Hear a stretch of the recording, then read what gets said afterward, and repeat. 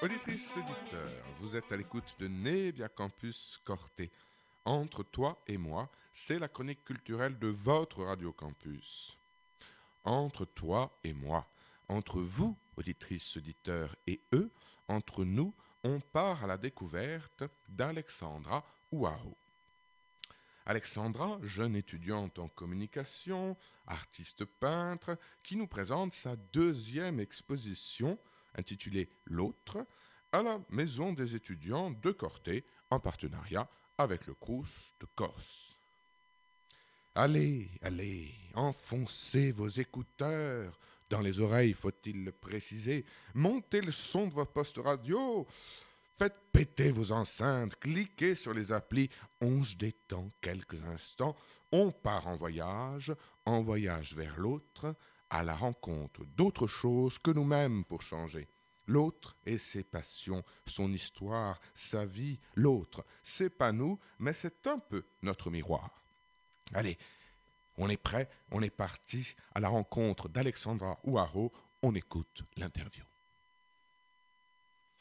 Auditrices, auditeurs, bienvenue sur Nebia Radio Campus. Alors nous nous trouvons à la maison des étudiants en compagnie d'Alexandra, que je n'écorche pas votre nom, Ouaho, c'est ça, pour l'exposition intitulée L'autre. Alors racontez-nous un peu la démarche de cette exposition et cette exposition, si vous pouvez un peu la décrire déjà pour nos auditeurs. Alors au départ, c'était dans la continuité de l'exposition précédente qui s'appelait Hypersensibilité. Et l'autre devait représenter l'autre monde, le monde vu par un hypersensible. Et finalement, après un événement particulièrement traumatisant pour moi, l'autre est devenu aussi autrui. Et mon travail a pris une direction totalement différente. Alors oui, c'est la question de l'autre qui se pose dans cette exposition. Finalement, l'autre, c'est cet étranger à nous-mêmes, ce regard qui nous construit. Mais l'autre, c'est aussi la peur, le doute, quelquefois.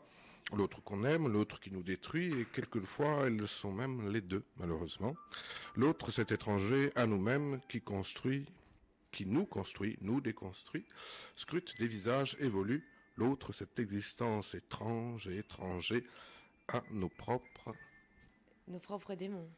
et à nos propres limites aussi, pourquoi pas. En parlant de limites, justement, j'écoutais tout à l'heure, on dit qu'il y a un sens à cette exposition. Alors, pourquoi justement mettre un sens à une exposition ? Je sais que toutes les expositions ont un sens, quoique, pas toutes. Mais à travers le sens, j'aimerais bien qu'on développe les deux, cette étymologie du mot sens, le sens de l'exposition au sens physique et le sens profond de l'exposition, si ça vous dérange pas. D'accord. Bah déjà, j'ai jamais expliqué mes tableaux par leur technique. J'ai jamais expliqué quel matériel j'utilisais, quel type de peinture. J'ai toujours raconté mes tableaux comme étant une histoire. Parce que Frida Kahlo qui peignait sa souffrance physique, moi je me sers de l'art pour peindre ma souffrance morale, extérioriser mes émotions, et ça me permet d'avancer. Et il y avait un sens physique sur l'exposition d'aujourd'hui, parce qu'il y avait clairement une rupture entre les tableaux faits avant le 6 mai et ceux faits après le 6 mai. Le 6 mai, j'ai été violée et je ne me suis pas fait violer. Grammaticalement, c'est important de souligner la différence. Et c'est vrai que j'ai traversé des phases très sombres, mais je continue de me battre et à travers mes tableaux, j'ai choisi de peindre la souffrance par la lumière plutôt que dans la noirceur. Et j'essaye d'en faire de même dans ma vie. Oui, c'est très intéressant, c'est très beau aussi cette démarche. Je trouve, pour avoir observé l'ensemble des tableaux, qu'il y a quelque chose qui se dégage des tableaux, quelque chose d'assez profond. Et finalement, ce qu'on peut dire, ce que vous me permettez de dire, que dans chaque douleur de la vie, on y trouve aussi quelquefois, au-delà d'un refuge, on y trouve une certaine... dans cette tragédie, une certaine beauté. Je fais référence à l'art, évidemment. Dans l'art et dans toute chose, je pense aussi que dans la vie, chaque chose qui nous arrive a un sens. Finalement, c'est pas l'événement qui arrive qui compte, mais c'est la façon dont on l'interprète et ce qu'on en fait.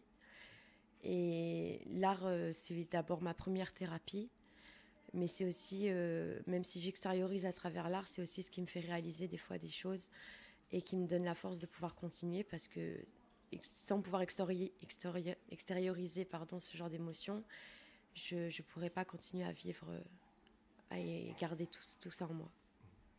Oui, parce que dans un sens, ce que l'art, l'écriture, peu importe les formes d'art qu'on utilise, est-ce qu'elle ne permet pas aussi de se mettre soi-même à distance, de mettre nos émotions à distance, de les observer, de pouvoir les comprendre.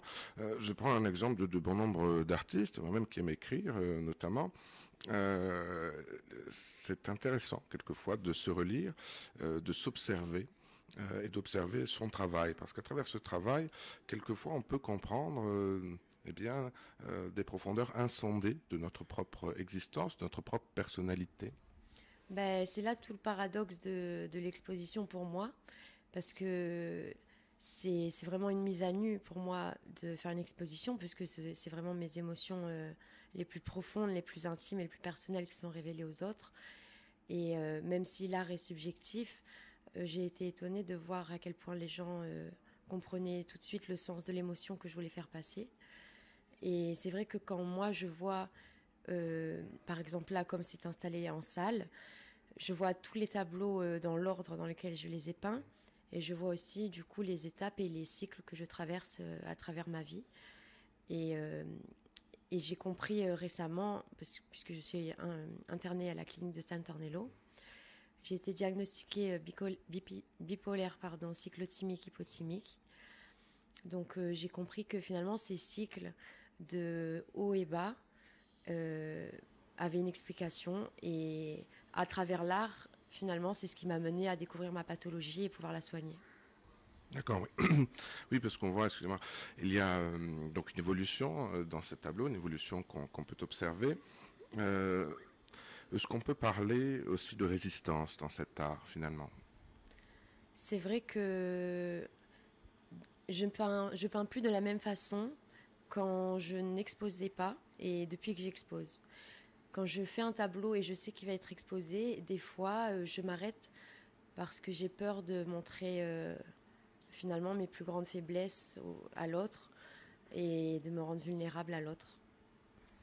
Oui, parce qu'il y a la difficulté de l'art, c'est souvent, on voit avec les artistes, la plus grande difficulté n'est peut-être pas tant la réalisation, c'est l'exposition.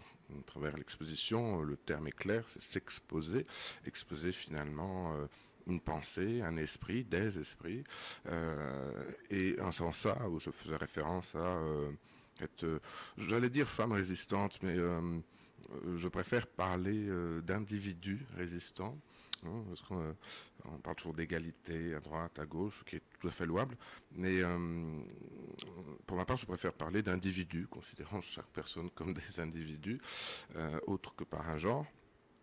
Euh, Dernière question, si vous me permettez. Justement, la question du genre dans sa plus grande complexité, on peut l'observer aussi à travers vos tableaux. Est-ce que vous pouvez nous en dire plus? C'est vrai que je m'intéresse énormément euh, aux interactions entre les hommes avec un grand H.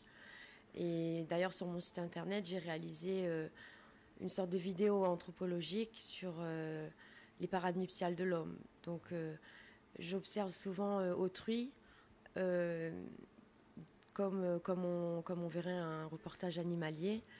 Et finalement, je suis fascinée par la société, le système, la façon dont les échanges fonctionnent, les différences et les ressemblances des genres. Et je tiens à le montrer aussi dans l'art parce que c'est aussi quelque chose qui me perturbe et qui me fascine à la fois dans la vie de tous les jours. D'accord. Alors merci beaucoup Alexandra. Si on veut retrouver vos œuvres, où c'est qu'on peut les retrouver? Alors, il me semble vous exposer jusqu'au ici à la Maison des étudiants. Alors à la base, je devais exposer pendant une semaine, mais finalement, comme je suis hospitalisée à la clinique de San Tornello, je vais devoir mettre fin à l'exposition dès ce soir. Donc elle aura duré le temps d'un vernissage et le temps d'un aveu, d'un drame. Oui, alors ça la rend encore plus jolie, éphémère, comme une fleur finalement qui apparaît, disparaît. Est-ce que vous avez un site internet ou quelque chose où on pourrait retrouver vos travaux, si ce n'est cela, d'autres, ou faire plus ample connaissance avec l'ensemble de ceux qui vous représentent artistiquement? Alors j'ai un site internet sur lequel je désacralise toute forme d'art, donc autant les livres, les films, la mode et la peinture. Donc c'est cassimelia.webnode.fr. D'accord. Eh bien, merci beaucoup. Et on se retrouve pour la suite de nos programmes.